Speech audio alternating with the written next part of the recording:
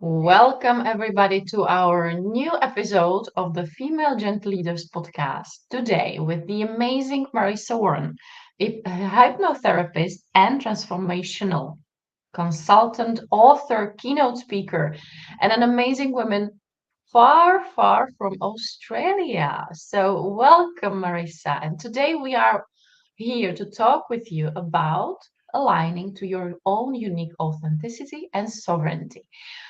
Marissa, thank you for being here. Can you tell us more about what you do? What can we imagine under hypnotherapist and transformational consultant? Because you can do a lot, right? Amazing. Thank you. It's an absolute pleasure to be here. Yes. So I do feel like I do a lot. I work with rapid transformational therapy, quantum healing hypnosis, which is past life regressions.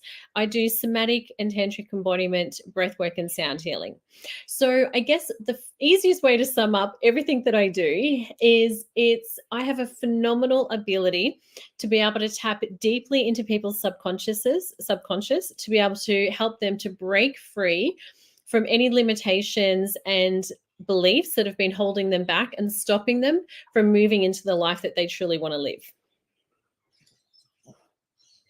And that's incredible because that's something that we can't do for ourselves, right? We really need that support because the subconscious does things for us and in our lives. It even makes us decide in some ways that we can't see it, even limiting us. Mm. So, what made you do this work? I believe there is a story there. Absolutely. I mean, I feel like for me, it's been an all roads lead to the right direction. I feel like I've had so many things that have happened to me through my life. And it wasn't until I got to a certain point in my life and I kind of redirected my whole life that then I realized that all of these past experiences that I'd had in my life, and, some of them great, some of them very not great at all led me to where I am today. So I guess the catalyst for me making change was 4 years ago, my father passed away, and I just felt like my whole world imploded. And I woke up and I was like, nothing makes you face the mortality of life more than death, right?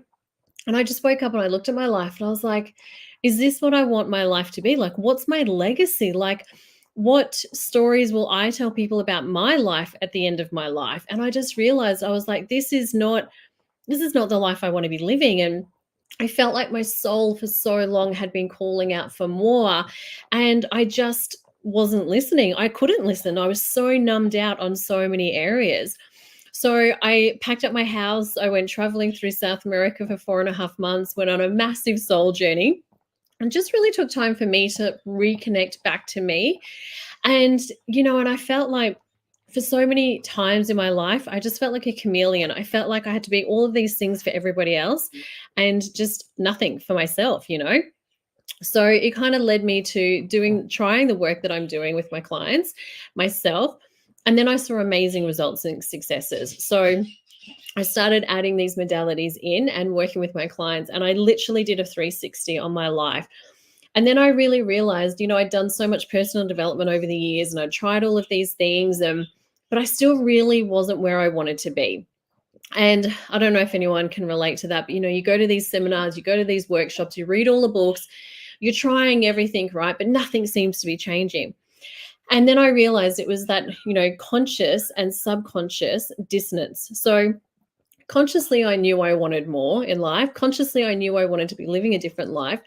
But subconsciously, I had a patterning and programming of these beliefs and these limiting beliefs and actions and behaviors that were repeating and playing out in my life through many different areas. So once I could kind of like bring the two back into alignment, then I feel like my life started to change. And then I was like taking aligned action to move me from where I wanted to be to where I wanted to go. Because again, it's no good just reading the books or just going to the seminars. And then I would go home and I was always like, but how do I make change in my life? Like, how do I change from where I am to where I want to be? So then that's the work that I do with my clients. It's like making change easy and actually creating lasting change. Because again, it was like, well, I can work with the mindset very quickly, but if we're not empowering people with tools, skills, and resources to be able to reset the nervous system, to come back into equilibrium daily, to be able to navigate through life's challenges easier, you're going to unravel again. Like it might not be this issue, it might be something else, it might be something unrelated, it might be completely related, but something will keep playing out. And I was like, you know what? I don't have time for this. I have too much to do in my life. So then it was like, okay, make change easy, give lasting tools and techniques to be able to navigate through life easier. So, yeah, that was my story. My whole life transformed, and now here I am today. It's just incredible. And I want to pinpoint some things. And what I see is that we often really transform our lives after living through a tragedy, right? Like with your father, I experienced something similar 5 years ago when my grandmother died and I burned out. So it's it's always there. But I love the fact that there are more and more practitioners that can help us before we really dive in that hole of Mm. hell, right?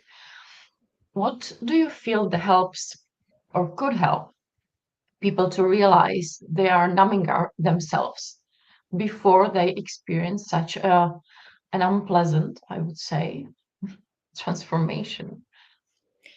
Yeah, do you know what? That's such a great question. And I think so many people are numb and numbed out on a daily basis that you don't even realize that you are until you hit a point of complete depletion.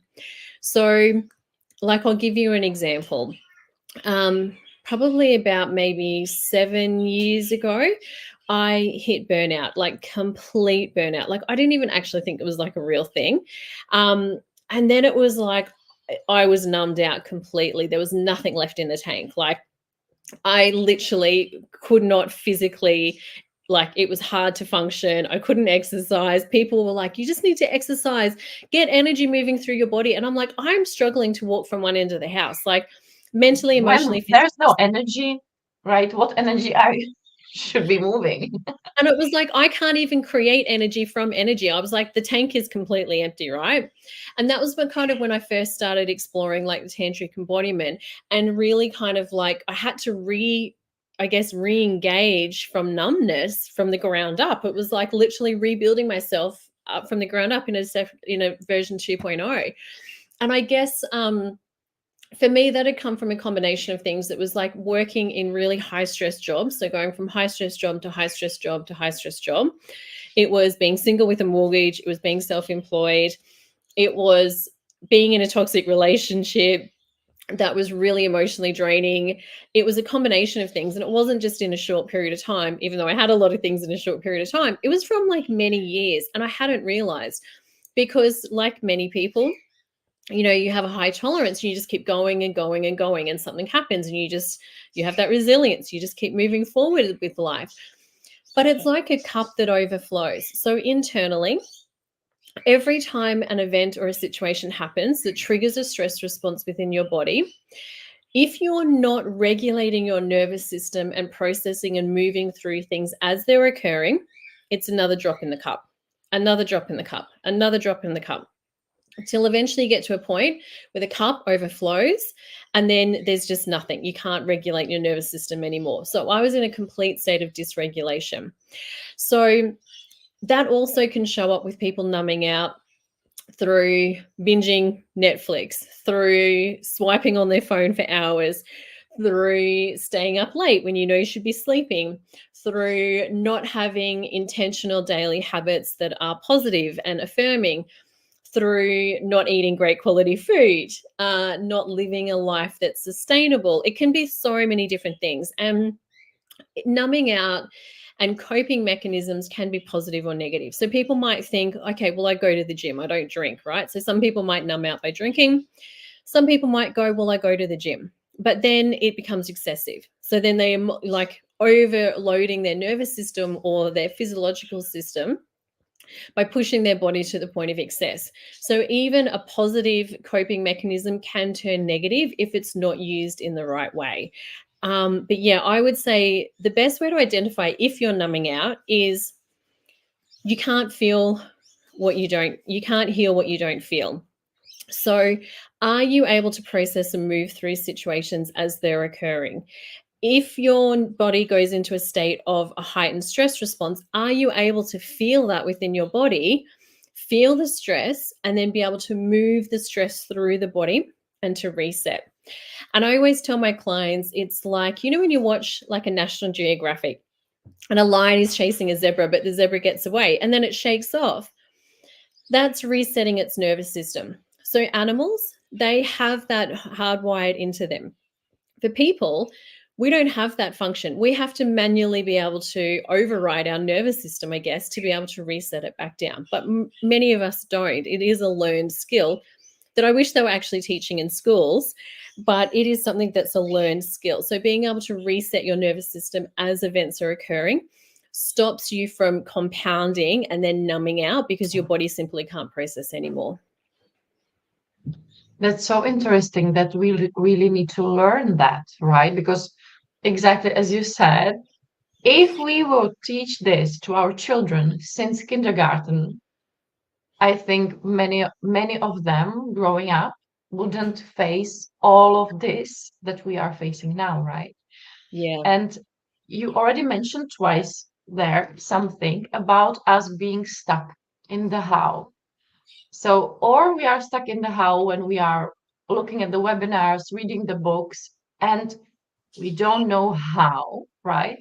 Hmm. We don't do the steps because it maybe feels too much, too big of a Mm-hmm. change, right?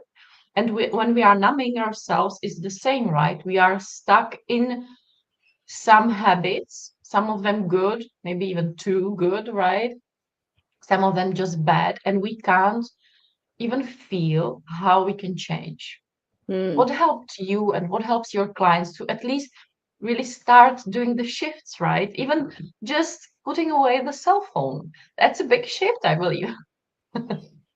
Absolutely. And this is where it's like if that conscious and subconscious aren't in alignment together, you can consciously sit there and go, okay, I know I need to not binge this new season on Netflix. I need to go to bed early because I want to get up and I want to go to the gym.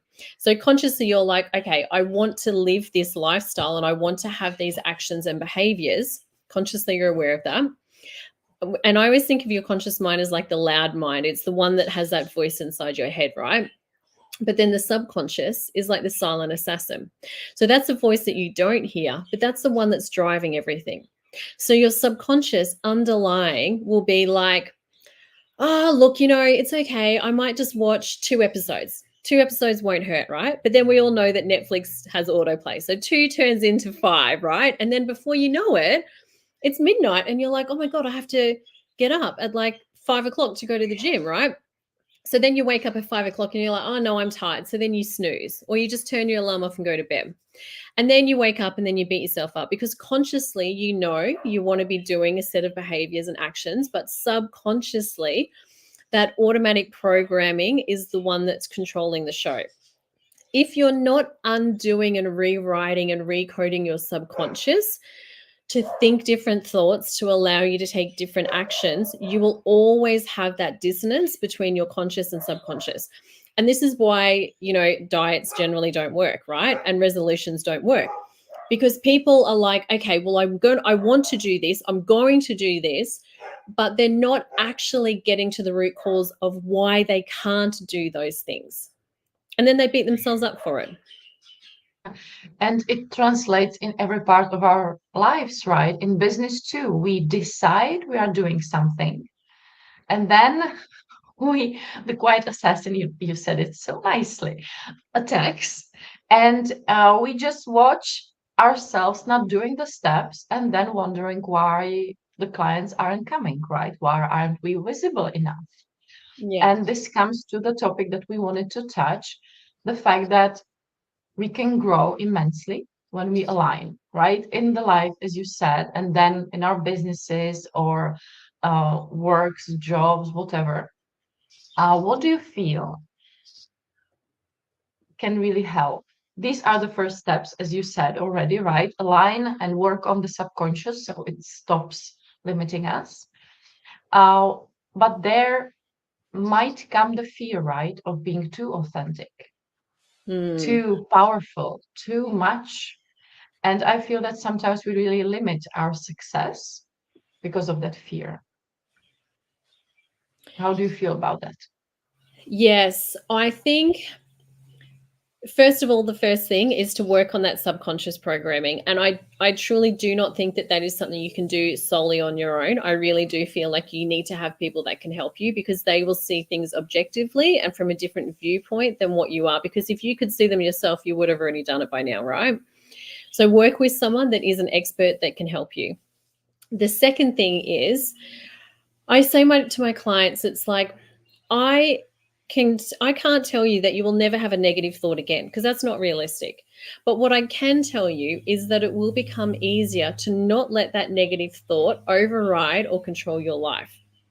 So, it's not realistic to say you'll never beat yourself up or think a negative thought about yourself or have the fear or have something that's going to be, something's going to come up, right? Because new level, new devil, as you're progressing and moving through things, there's going to be another layer that's going to come up, which is normal. It's our soul's evolution and growth, right? But what will happen is as you start to do this work and to work through things, it becomes easier to not listen to that voice. So all of a sudden, it's like you'll have this recognition like, oh, that thought popped into my mind. Well, that's not a very good thought. That's like, not going to help me in this situation. Okay, I acknowledge that thoughts come up. Maybe there's something I need to do a little bit of self exploration on. Is there a fear? If that fear is there, what is this fear? Is it even a real fear or is it something that's an old belief that has still like lingered around? Or then it's like, do I need help with this? Like, can I have a support system to help me to work through this? Because we're meant to have people help us through our life, right? So it's not realistic to say you'll never have a negative thought, but it is realistic to say that it becomes easier to just take action and to keep moving forward. First thing is to acknowledge and recognize if you have a thought pop into your mind. The second thing is don't have a dialogue with it, just acknowledge it and go, okay, thanks for that, move it along. And then the third thing is just keep taking action. Just do one thing that will move you closer to your goal. If you did one thing daily that moved you closer to your goal or the life that you want to live, you'll be surprised at how fast you can actually move from one place to the other.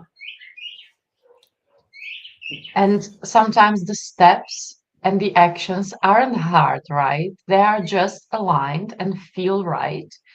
And I often see it even in myself that I question it. I'm already trained in doing the step, but Mm, then I question it. And will it do what I feel it could do, the step for me, for my business, and something like that. And in that moment, I catch that thought and I say, I don't care. I know it's aligned. I know it's gonna do what it's supposed to do, and I will see the results either now or in a decade. I don't care. I'm just doing the step. And this is the part that I wanted to catch because it can stop us not in the moment, maybe in the taking of action, but then in continuing and mm. trusting that it's happening for us. Do you feel that there?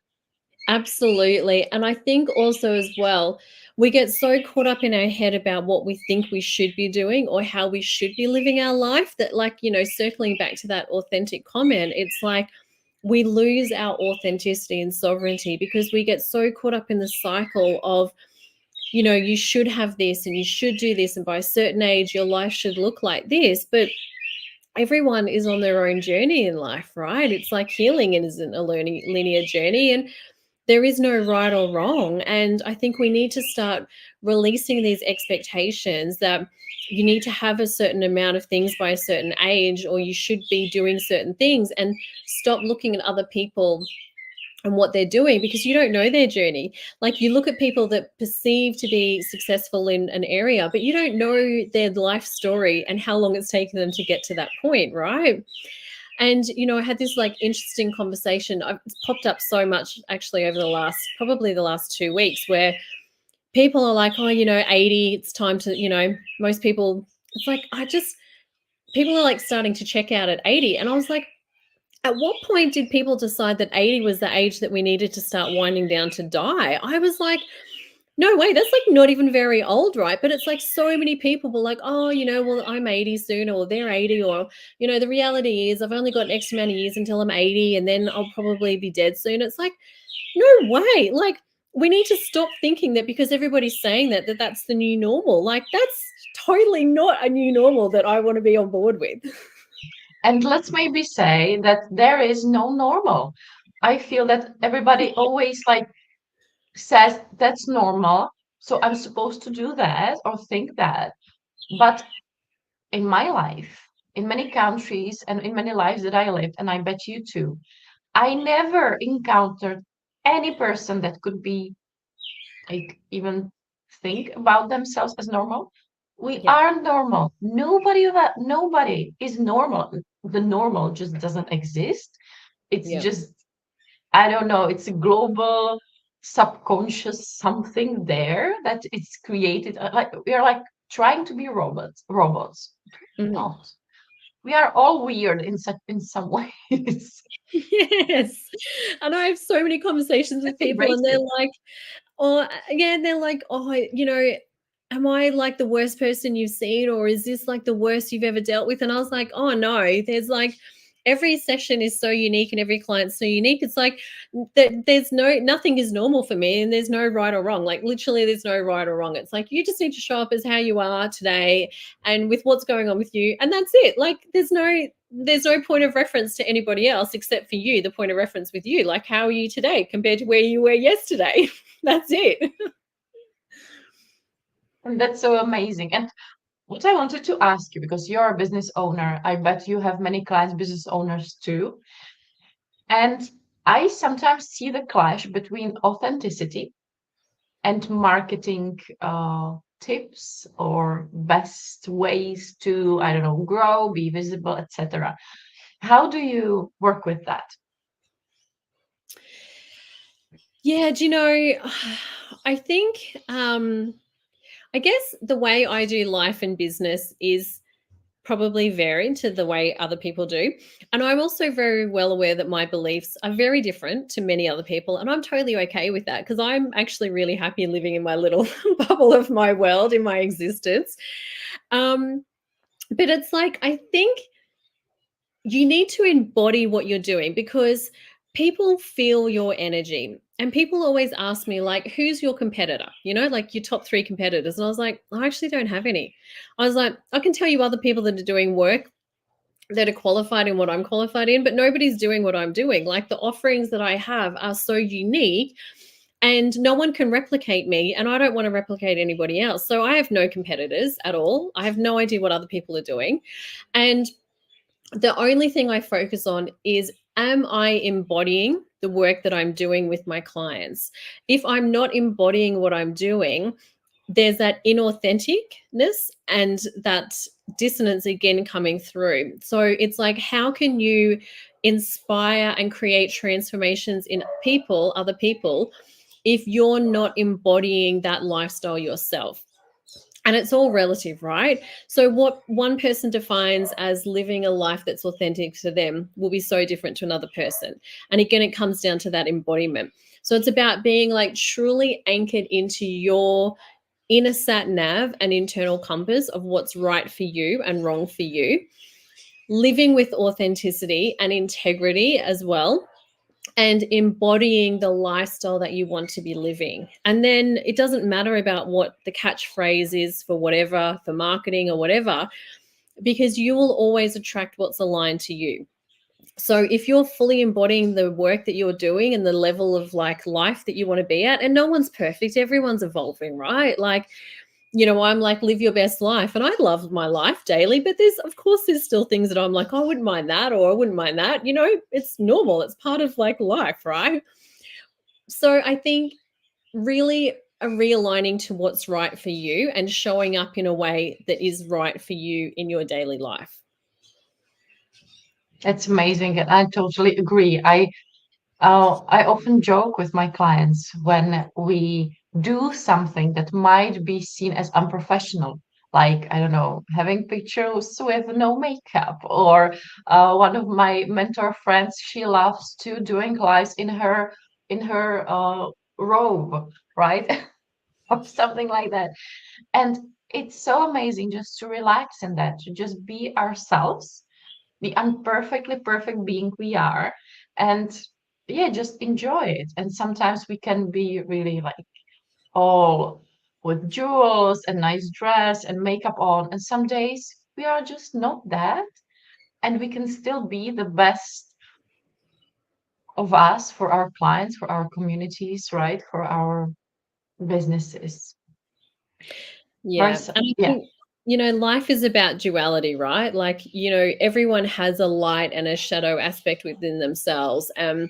As much as life is filled with like highs and lows, it's those vast experiences of life. And it's those facets of us as a person that makes us rich with our soul and the aliveness within us, right? Like we have polarity and duality within ourselves. And some days, yeah, you probably are going to be a little bit tired and cranky. And then some days you're going to be loving life, right? So, and it's, there's that saying, if you can't handle me at my worst, you don't deserve me at my best. And it's like, yes, I agree to that. But also, no, it's like life is duality, right? And it's like, as long as you're showing up kind-hearted with the best intentions for yourself and for those around you, you can't really go wrong, right? And it's just about also embracing all parts of yourself and releasing that judgment and criticism over times where you're like, I'm not having a great day today and I don't want to show up with my jewels or whatever, and I just want to wear my bathrobe for the day, and that's totally okay. exactly. And that's so nice. Just really realizing it, right? Sometimes when we stop numbing ourselves, we start realizing these things that today I'm just cranky. I haven't slept a lot, so I don't even have the bandwidth to force myself to smile, right? Yeah. Some days are like that. Yeah. And some days are amazing and we are all shining and laughing. And that's amazing too. And the more we feel, the more we can embody what we feel. And I feel that there's the alignment, right? The more we understand what we feel and why we feel that, the more we can really live day to day, normal lives. Yeah. Marissa, thank you for being here. And the last thing I wanted to ask you, where would you like us to connect with you? You are an author. Told me something about planning some books. Could you tell us more about where we can connect with you and what can we, I don't know, wait or look forward to? Amazing. Well, you can find me at marissawarren.com and my Instagram as well. I'm probably more social than that, so just Marissa Warren. And yes, I do have some books coming out this year. So I've got 4 anthology books and a solo book launching. So a lot going on. I'm also launching a TV show probably around April, May. Um, yeah, so I have a lot. There's a lot coming up, but if you keep a check out on my Instagram page, you'll see it all launched on there. And then I also have a free program that I'd love to offer your viewers as well, which is called 5 Days to Freedom. And you can register for that on my website. And it's totally free, it doesn't cost anything, but it's got some great little somatic embodiment resources in there to help you reset your nervous system. It goes through like helping you to align to your authenticity and sovereignty, and just really helping you to reconnect back to you so that you can come back into alignment with yourself, reconnect back into yourself, and just kind of, I guess, recenter and recalibrate to be able to align to moving into the life that you want to be living for yourself. That's an amazing, and it's a continuation of what we were talking today. So that's amazing that in this way you can continue and start the alignment, the realignment, I would say. Thank you, Marissa, for being here. And for you, see you next time. I'm so excited for me having these interviews and have an amazing day. Bye. My pleasure.